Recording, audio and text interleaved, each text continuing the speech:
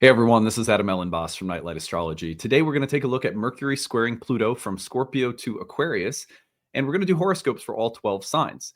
In today's horoscopes, I'm going to be focusing on the two houses that are activated through the square in your natal chart. And I recommend listening to this for your rising sign. You can always listen for your sun sign, but the rising sign horoscope will correspond with the whole sign house version of your birth chart, which will give you an accurate sense of where the transit's actually traveling in your birth chart. That's the Hellenistic ancient astrological chart view anyhow. So that's what I typically recommend on the channel.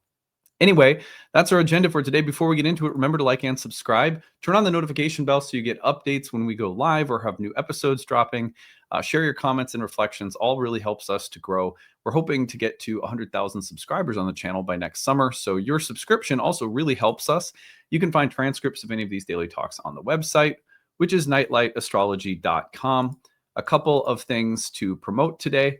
Go to the events page, click on live talks. You'll see that my next talk on October 23rd on the second house. I want to learn more about the money house and how it looks and works and where it all comes from in ancient astrology. Check that talk out. That's going to be from 7 to 9 p.m. Eastern on October 23rd. Can't make it live. You get the recording. Hope to see you guys there. Go to events page and click on Silent Sundays. I'm very excited about this. I mentioned this over the summer. We're finally got this new offering ready to roll. This is a monthly community meditation gathering. It is totally free, something I'm hosting to try to provide more bridges between this channel and your daily spiritual routines, practices, self-care, and so forth. So it's literally just a time to get together and practice a little meditation and stillness. You don't have to have any beliefs about anything. There's no doctrines or dogmas, literally just getting together to be quiet and maybe share a few reflections. So you can join the webinar here for free. Just click on the link. October 26th is our first meeting at 10:30 a.m.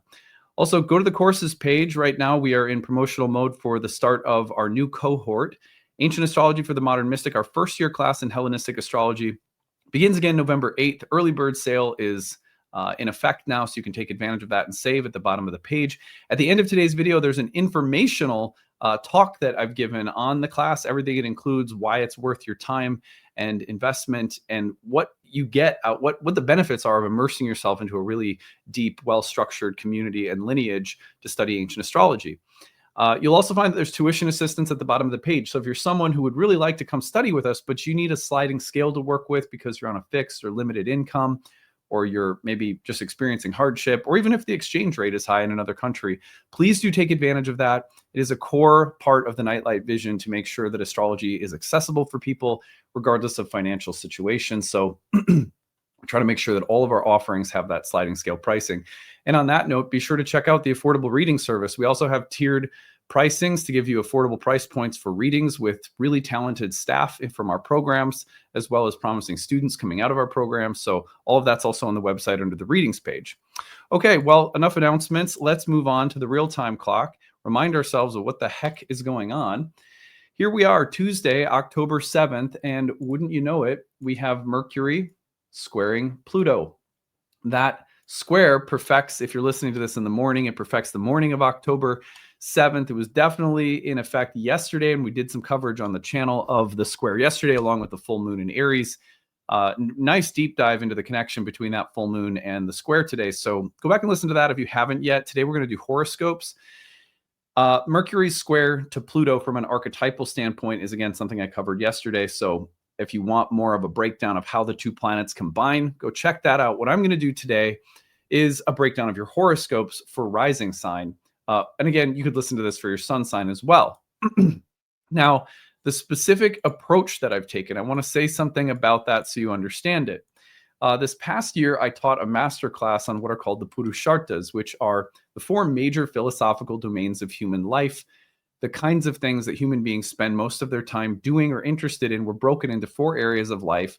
And those four areas of life were mapped onto the houses.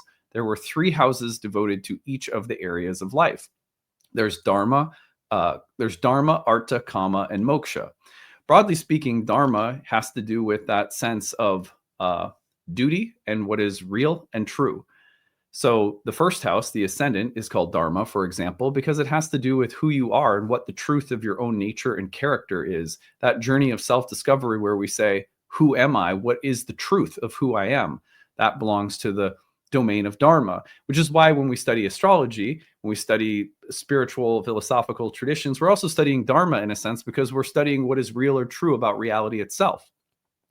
So that's Dharma. Artha has to do with the maintenance of human life in the material world, paying your bills, developing skills and abilities, making money, maybe developing some sense of power or influence in the world, hopefully in a constructive and positive way, right? So Artha is about the material side of things. Kama has to do with pleasure. How satisfying are my relationships? Do I feel sensually or sexually satisfied? Do I have meaningful sense of social or existential fulfillment? Like, just do I feel happy, and how do I define and pursue happiness emotionally, psychologically? And then moksha has to do with the liberation of attachments from the world altogether. So moksha is like enlightenment and liberating ourselves from entanglements that suck the soul. Moksha really is in some ways the final purpose of all the Purusharthas, insofar as we are seeking some form of spiritual enlightenment. Now, you don't have to believe any of that necessarily, but those are the Purusharthas, and it becomes really interesting to look at horoscopes through the lens of the Purusharthas and how they converse with one another through something like a square, in this case, a square between Mercury and Pluto. So what I've done is I have outlined some brief ways of thinking about the connection between Mercury and Pluto through two houses that have two different Purushartha natures. I think that you'll find this interesting, and for me, it becomes a way of getting, once again, creative with horoscopes. So let's get into it. We're going to start with Aries, work our way around the wheel, and I'm going to tell you about the Purusharthas for the Mercury-Pluto pairing and how they show up. So for the 8th and 11th house, where Aries, you're going to have Mercury in your 8th, Pluto in your 11th. This 8th house is a moksha house, and the 11th house is a kama house. So we think of freedom from complicated or unhealthy entanglements or attachments, or anything or anyone that becomes a resource that facilitates our spiritual or psychological liberation from anything that's unhealthy. And then in the 11th house, we think about that broader arena socially of fulfillment and happiness. And so when these two areas get together, the kama of the 8th and the moksha of the 8th and the kama of the 11th, we're often thinking about the kinds of entanglements that we have that are conducive to, like, the kinds of social or emotional entanglements we have that we think are somehow necessary for our happiness socially or professionally, but where there could be a real tax, a real penalty karmically for continuing to try to benefit and find happiness through different kinds of social bonds and entanglements that are maybe not necessarily the healthiest. So broadly speaking, when 8 and 11 get together in a square like this, we're often thinking about social fulfillment and happiness versus karmic entanglements. And ideally, the best kind of happiness comes from the healthiest kinds of connections to other people. So explorations of those topics will be normal right now for Aries during this little square. So hopefully that makes sense to kind of like set you up to understand how I've broken these down. Let's keep going.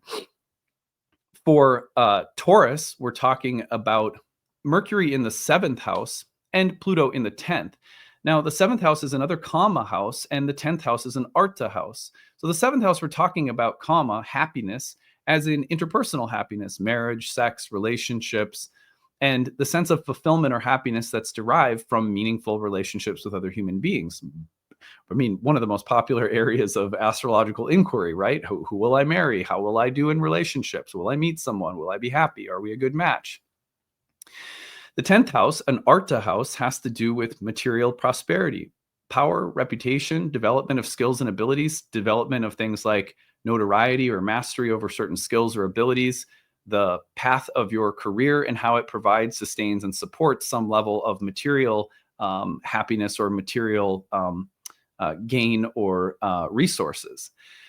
And so when these two areas come into a square with one another, the conversation is between interpersonal happiness, fulfillment, depth, and satisfaction around emotional connections with other living beings, and the need to continue developing power, strength, reputation, ability, success professionally. So questions about material advancement, professional advancement, public and let's call it vocational advancement, versus a real emphasis on the need for pleasure and positive forms of connection and fulfillment interpersonally. So you can see how those things are clashing right now for Tauruses. And that becomes a nice like philosophical way of thinking about the square. All right, let's move on to Gemini, where Mercury is going to be in your 6th house and Pluto is going to be in your 9th house. So this is in the 6th house, an Arta house, a work of the world kind of house, a material house that has to do with hustling, grinding, daily work, daily sacrifice, daily duties and obligations, and the grind that can really wear on you, because the 6th house is really the kind of, you've heard me say it before on the channel, the chop wood, carry water house. I'm probably not the first person who said that either, but the 9th house is a Dharma house. And so we're thinking about questions of what is true, what is real, the pursuit of philosophical or spiritual wisdom, teachers, gurus, religious and spiritual traditions, universities, the pursuit of truth and higher understanding. So when these two come together, we're talking, for example, about the daily work or daily apprenticing or the kind of daily grind and how it meets or matches with a higher philosophical or spiritual vision of life. In other words, my daily work should ideally be in service to some higher belief set that I have. Or am I working, often the 6th and the 9th, like an apprentice, developing skills, abilities, studying?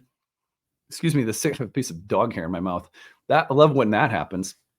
So when the when the 6th and the 9th get together, there's sometimes that feeling of like I'm studying for an exam, or I'm grinding away trying to learn new skills and abilities through teachers and programs. Even studying astrology is very 6th and 9th house. Remember, my Saturn return was taking place when I was really rapidly taking all the classes I could, starting my career as an astrologer. There's a lot of 6th, 9th house transits going on. So the daily grind of learning and developing skills that could become marketable, but right now might be quite a bit of labor and work and effort. So the conversation is between the worldly grind and the hard work, sacrifices, and effort that go into that world versus the world of the pursuit of higher truth and wisdom. And so those two things are coming into conversation as the realm of Arta, material concerns, and Dharma, the concern with higher truth, are kind of communicating with one another. All right, let's go on to Cancer, where we bring Mercury in Scorpio into the 5th house and Pluto into the 8th. Now we're talking about a Dharma house in the 5th house and that Moksha house again with the 8th. So when we think about these two houses, the 5th house, we're thinking about what is the truth of my own nature as it exists in playful, creative, romantic relationships with other beings. For example, we have children and pregnancy here as a natural expression of my creative essence. But we also have things like art and creative fulfillment in a more broad way.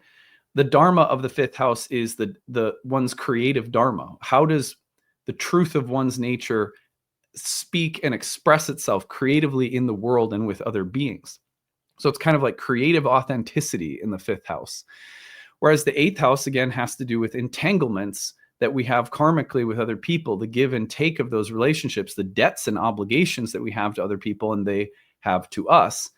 And so we're talking about creative authenticity and karmic entanglements, joy and the joy that's derived from your own creative nature, and the kinds of things that may hinder or kind of prevent that creative nature from showing itself because of obligations that we might have or entanglements that we have to other people, where someone might be a kind of suppressive personality, or we may feel like we have to hold ourselves back because there's a certain amount of ourselves that we feel obligated to give to other people, time, energy, etc. So ideally, the two houses get together to facilitate greater creative freedom and less unhealthy attachments or entanglements that prevent a sense of creative authenticity or flow. Okay, let's go forward now to Leo rising, where Mercury comes into your 4th house and Pluto's in your 7th. This is a Moksha house in the 4th and the Kama house again in the 7th. So what we're looking at here In the fourth house, the moksha really has to do with that private space. You could think of it like your bedroom, going to sleep at night, coming home from the office to your living environment, where ideally there is rest and release from the world. The home space, the roots, the interior, private world of the fourth, it's almost like the resting state. And sometimes this place was literally called the resting place. So that resting place of the fourth is in conversation with Pluto in the seventh house, which is like unlike the moksha of the fourth, is a kama house, which has to do with pleasure and a sense of happiness that's derived from our interpersonal connections with other living beings. So the question here becomes, are my relationships something that has easy access to the most deep, resting, nourishing, private, liberating spaces? Or are my relationships something that the price is too high? It's killing my peace. It's killing my ability to relax and feel safe and at ease and comfortable. Questions about relationships and home and family. Questions about peace in the interior, deep, private side of our lives versus the kinds of people that we are in relationships with. And so there's questions about peace, privacy, stability, ease, material and emotional security, and happiness in relationships that are coming into question, or that are coming into a kind of tension with one another. And I think another question that could be asked right now is, how is family karma playing a role within relationships? Those are all fourth to seventh house questions. That's for Leos. So we'll move ahead to Virgo next, where Mercury is in your third, Pluto is in your sixth. So with this one, we're really thinking about the third house is a kama house that has to do with pleasure and bliss and happiness. And we're thinking about the sixth house as an arta house. Well, this is interesting because the two houses, when they work together, the third house as a kama house needs a little explaining. First of all, when we think about kama, we're thinking about personal, emotional, psychological fulfillment and happiness. But this house is very independent and very personal and subjective, which means that the happiness here is really derived from your own following, acknowledging, honoring, developing your own psychological, emotional, intellectual impulses. So, for example, your ability to regulate, honor, work with your words, thoughts, and feelings come through this house. Your ability to take the impulses of things that you desire and follow them, and through practice and work and learning, develop skills because you want those skills, because you desire them, and it will make you happy if you develop them. That's the kind of thing that comes through this kama house. It's so much about personal fulfillment, psychologically, emotionally, through things that we have to learn or develop, or learning how to express our words and feelings and things like that. The sixth house, again, an arta house, has to do with the daily work and grind of the world. And so in these two houses, you can see a potential conflict between, the need to feel free and flowing emotionally, psychologically, in communication, and the feeling, on the other hand, that life is full of conflict and work and a grind that is kind of entrapping, or feels like a kind of like I feel enslaved. And so, the feeling of not being free mentally, emotionally, psychologically, because you're tied up in duties and burdens and obligations and work, and a feeling of, servitude or something like that, can be a strong possibility for this combination. On the other hand, whatever you're working on developing right now as skills and abilities that require work and effort, and also an honoring or acknowledging of your own makeup psychologically and mentally, and you say, this is who I am, and this is what I'm going to work on and refine and develop a skill and ability to communicate or express a particular subject that you're going to learn and master. So there's a lot here that can be supportive of learning and developing raw emotional, psychological material into practical or tangible skills. All right, well, let's move on now, and we'll put Libra on the ascendant. And now we get the second and fifth house dynamic, with Mercury in the second and Pluto in the fifth. So the second house, an arta house, that has to do with material resources, support. On the most basic level, it's paying the bills, putting a roof over your head, clothing on your back, all of that stuff, food on the table, etc. But it's also extends from there to material assets that are supposed to be giving a greater degree of happiness or a feeling of security. So, and this house has to do with anything we develop or cultivate that can lend itself toward greater material security and enjoyment. So skill development can be in this house as well, especially when Mercury's there. And the fifth house, Dharma, has to do with the creative authenticity that we were talking about just a little bit ago. So when these two houses come into contact with one another, there's questions about how to develop material assets, skills, resources, security, even wealth, while not straying too far from your creative essence, or being somehow able to channel authentic creative dimensions of who you are into the kinds of skills, abilities, things that you do to earn a living, or ways that you utilize your resources. So there's a conversation between creative essence and material wealth or security for Libras right now. All right, let's move forward to Scorpios. Now we get that first house, fourth house dynamic with Mercury in the first and Pluto in the fourth. A Dharma house in the first. What is my essential, authentic nature as a person, as an individual? The fourth house, moksha. Where do I find that sense of rest, ease, release from the world in the private sphere of my own psyche or the private sphere of my own home? Where do I find liberation from worldly things? Rest, peace, ease, release. So conversations between personal authenticity, personal nature, personal character, what makes me most authentically myself, and what exists in that private sphere of life, and how is it connected to my authentic self? The first house is sometimes falsely called a house of persona, or a house of your social persona, or something like that. That's false. That's not actually a thing. The first house is who you are. However, all of us have different levels or layers of who we are. And the fourth house is often a bit more private, and there's fewer people that usually have access to that kind of fourth house part of us. It's just naturally more private. It's a little bit more secretive. It's a little bit more inner. It's a little less spoken or externalized.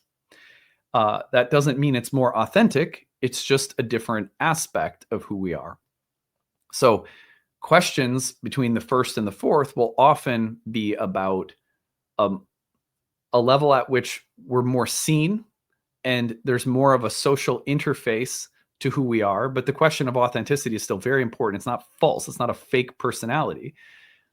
And some need for the inner or more private dimension of our life to be in touch with the social interface part of our character. So those two spaces, the first and the fourth, are in dialogue right now for Scorpios. Also, questions about identity and family background, health and family background could be coming up for Scorpios as well.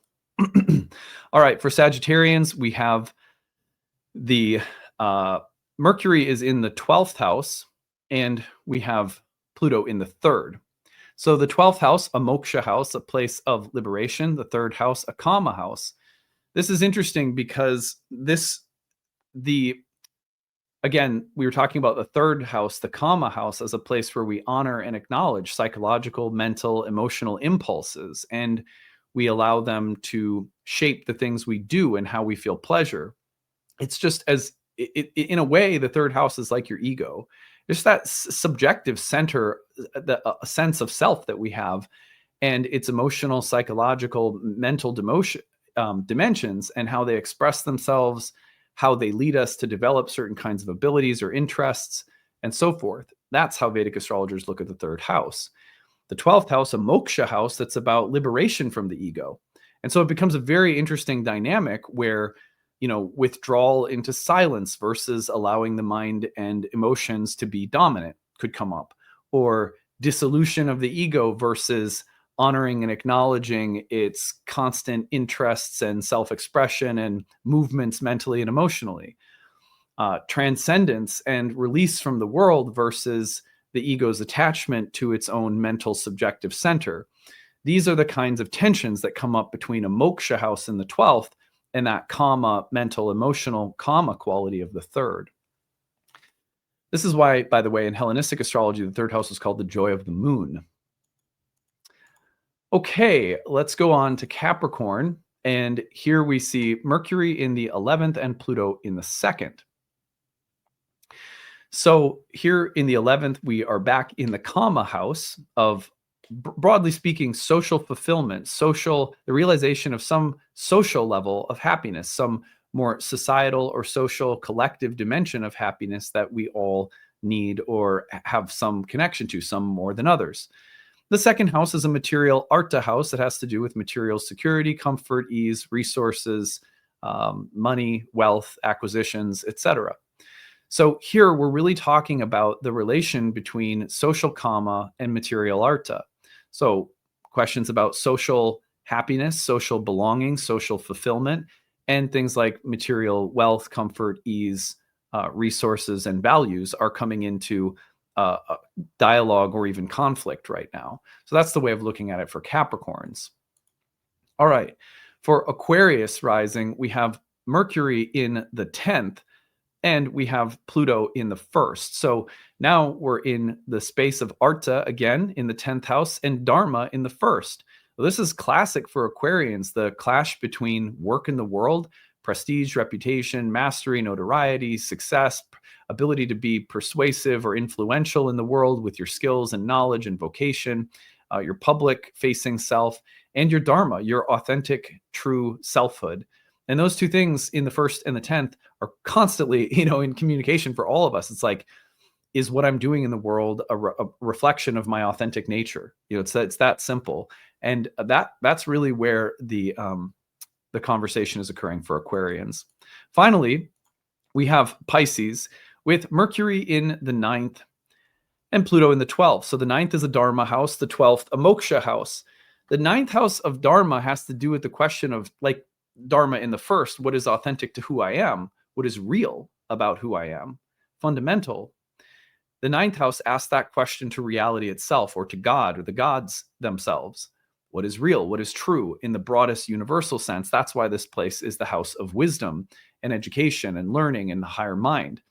The 12th house has to do with moksha or liberation from the world itself, enlightenment, loss of control, loss of ego, the dissolution of all things. And so we're thinking about a structured way of knowing versus the dissolution of all kinds of things that we try to hold on to. I think quite frequently when these two houses connect, that people go into states of gnosis or mystical forms of knowing or union that transcend the intellectual forms of understanding that we often learn in more linear mindsets. Even if they're both necessary, the conversation between these two areas can be a little intense because on the one hand, we want to know and understand something. And on the other hand, the 12th has a way of undermining any kind of control or semblance of understanding. And there's this almost need to surrender. So also, we could be talking about the sense of purpose and meaning that we need versus some inability to understand something. Or the way that by coming into contact with the unconscious, with unconscious dimensions of our own lives, we come into greater awareness or understanding of truth. That's also a very 9th house, 12th house kind of dynamic. So that's the Dharma and the moksha of those two houses speaking. All right, well, I hope that this has been a good, useful exploration of your Mercury-Pluto dynamic in your birth chart. And just throw in a very interesting philosophical twist that can help us.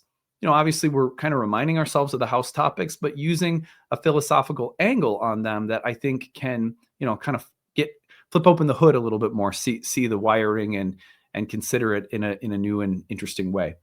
So on that note, I will leave you with the informational video about the year 1 program comes next. Stick around, check it out. Starts again November 8th. Can't wait for a new group of students. This is easily the best thing I've created. The community, the sort of lineage of Nightlight, the way that the programs work to bring you both technical, philosophical, and theoretical underpinnings of the whole history of astrology, but also give you that intuitive, artful ability to work with people in a modern kind of counseling-based setting. That's the goal of all of our work. And it's really accessible for people who are, hobby students or people who really want to practice for others. There's sort of something for everyone in the way that it's set up. So I hope to see some of you there soon. Be sure to also take advantage of that need-based tuition if you need it. All right, that's it. Bye. Hey everyone, thanks for sticking around. I'm excited to tell you about our upcoming program, Ancient Astrology for the Modern Mystic. This is our first year course in Hellenistic astrology, and it begins again this November. In this video, I'm going to tell you about the course, the format of the course, and how to register. So let's go ahead and get into it. What is this course about? Well, if you are not familiar, ancient Hellenistic astrology is the earliest and original form of horoscopic astrology. All of the subsequent forms and schools of astrology that have existed over thousands of years come from these philosophical and theoretical roots. And so what you're doing when you study Hellenistic astrology is you're going back to understand the why behind absolutely everything. Why were there ever such a thing as houses and signs in the first place? How were the planets ever assigned to rule various portions of the zodiac in the first place? How do you use the categories of essential dignity, and why were they ever created in the first place? If you're someone like me, you like to know the why behind things, because once you understand the why, then you know how to use things more intuitively. So really the point of Hellenistic astrology, in my opinion, is not so much about going back and becoming a traditional astrologer or just being traditional for the sake of being traditional, as much as it is about grasping the roots of the entire system and paradigm. When you understand those roots, you have more intuition and understanding, which allow for you to be much more artful and fluid in the way that you speak the language of astrology. We call this class Ancient Astrology for the Modern Mystic because while it is about going back to understand the philosophical, theoretical, technical roots of the tradition, it's also about fluidly bridging those things with modern astrology and all of its most unique contributions. For example, modern astrology has given us so much psychological depth and personal depth. And so in a modern astrological setting, you're going to get the ability to explore your own character, your own psychology, and you're going to be able to utilize astrology for a process of healing and personal transformation. But when you pair that with ancient astrology, and it's almost like predictive karmic analytics, you really have a full toolkit to work with. And so that's also a great mission of ours at Nightlight, is to bridge ancient and modern forms, which is why we call the program Ancient Astrology for the Modern Mystic. So that's just a little kind of overview of the program. If you want to know more about the specifics of the curriculum and of the syllabus, what I encourage you to do is go over to nightlightastrology.com, click on the courses page, go to the first year course, scroll down, and you'll see this over 12 months you'll learn about. And here you're going to see more of a detailed breakdown of the curriculum itself. I can promise you that if you've studied astrology in modern context, but you've never gone back to the ancient roots, while some of these topics may look familiar to you and you go, oh, I've already learned about that. Unless you've studied them from the Hellenistic perspective, I guarantee that you are not going to be familiar with this content. Hellenistic astrology is mind-blowingly new and interesting for most people. And if you've never studied it, again, don't assume that anything on this list is something you're going to be familiar with. In that way, the program is really ideal for a variety of different people, and I'll say more about that in a second. So what is the format of the course? Let's go to that next. Scroll down and you're going to see that the course includes 30 online webinars that I lead throughout the year. Over the course of a year together, I have 30 classes that are broken into different units of material. In between those classes, we have breakout study sessions with your course director and 2 TAs. They're going to lead you through Q&A sessions and tutoring sessions to make sure that you have a lot of support in between major units of study. In addition, we also have an interactive group forum discussion where you can ask questions year-round and get an answer within a business day in the student forum, where a lot of people also connect and build community. Lots of people in that forum also develop like little meetup groups outside of class. That's very common in all of our programs. It's a very community-loving, warm space where anyone's also welcome. Throughout the course, you're also going to find that for every lesson, if you're just there as a hobby student, you can just listen to the webinars. They're all recorded for you. So if you can't make the live webinars, everything is housed on the website as recordings. I'd say about 40 or 50% of our students are going to be following along at their own pace, whereas the other half might be attending the live webinars. But it's really kind of if you can attend a few and then 1 week you got to be gone, the recordings are always there. You have lifetime access to everything in the course, so it's not a big deal. For every lesson as well, if you're someone who wants to go really, really deep, maybe you have the intention to practice professionally, this course is set up with an optional certification exam at the end from our school, from our program. So you can, if you want to build that resume and develop the credentials from our programs, you can do that, but it's optional, so you don't have to. And outside of every lesson, we have recommended reading. We have supplemental bonus content, all of which is optional, but it's there for people who might want a lot more, whereas some people will take the webinars themselves, and that'll be plenty. So it's really flexible in that way. Also, this is one program within 4 years of curriculum that are meant to go together. And so most people who come through our first year program will end up taking our second year program, where we develop forecasting and prediction and transit tracking techniques. Our third year program, which is aimed at counseling and psychology. So psychological counseling skills is our third year program. And then the Oracle Within, which is our exploration of the philosophical, spiritual roots of the divinatory oracular tradition of astrology. So there's a lot of material there. We also have another 1-year program in horary astrology for some people who want to add that predictive tool to their toolkit. So there's just a lot of material at Nightlight that this class is actually just one part of, which can be taken standalone, or for some people, they get into it, they're going to love it. You're going to hang out with us for 3 or 4 years worth of content. This program is ideal for a number of different types of students of astrology. I'll say that for starters. So let's see here. I'll stop sharing this. So we have there's a profile of the typical students who come through our courses. One is going to be people who just want a very guided introduction to ancient astrology because you've never had it before. Maybe you're only familiar with modern, and you want that guided, structured approach to learning traditional for the first time. Also, people who are brand new to astrology in general, there's no better place to start than at the roots of the ancient foundations. So whether you're a total beginner or just a beginner to Hellenistic, this is a great place to start. If you are someone who's been around astrology for a long time, but you've never had a guided, structured approach to Hellenistic astrology, again, this is a great place to start. I promise you, Hellenistic is very different than what you're familiar with, and you're going to need a guided and structured approach at some point in time. I also think for people who are looking for a lineage, which means not just a bunch of information, but a practitioner-specific based approach where you get to see a practitioner work with clients. You get to hear how a practitioner has prioritized different techniques and why. You're going to get a structured, spiritually grounded focus at Nightlight as well, where if you're looking for someone who practices astrology but also values grounded, everyday spiritual practice, that's Nightlight. If you want a community that's been in the industry for a long time now, this is our 16th year of teaching programs and guiding students through trainings. So all of those things, if they matter to you, this is a great place to study. It's a warm community atmosphere. It's spiritually grounded. It's focused. It's academically rigorous. It's going to provide you the appropriate preparation for practicing professionally, especially if you go through all of our programs. But also for those who are just curious and love astrology for your own personal interests, this is going to be a great place for you to learn and grow and thrive and feel like you have a lot of support around you in the curriculum, the teachers, the community, as you're developing, what might just be a personal interest or spiritual hobby. So that is who it's ideal for. Finally, how you register. You go over to the website. I'm going to take you back there.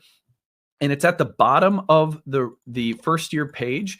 You're going to find that the early bird rate is in effect until October 24th. You can save significantly off the cost of the course when you use the early bird rate, where you can pay in full, or use an early bird installment rate plan. Both are going to save you off significantly off the cost of the course. But also at Nightlight, it has always been our mission to make sure that astrological education is accessible for everyone.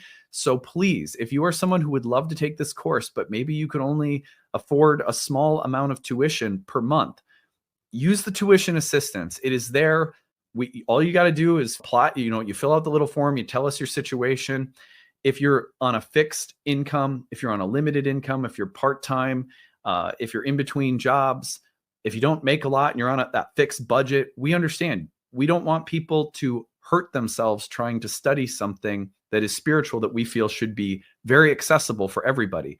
So if you're someone who could use a little help to make this program happen, for whatever reason, maybe you're a single parent or you're on disability or you're retired or you're on a fixed income, whatever the case is, use that tuition assistance. Also, people in other countries who have extreme,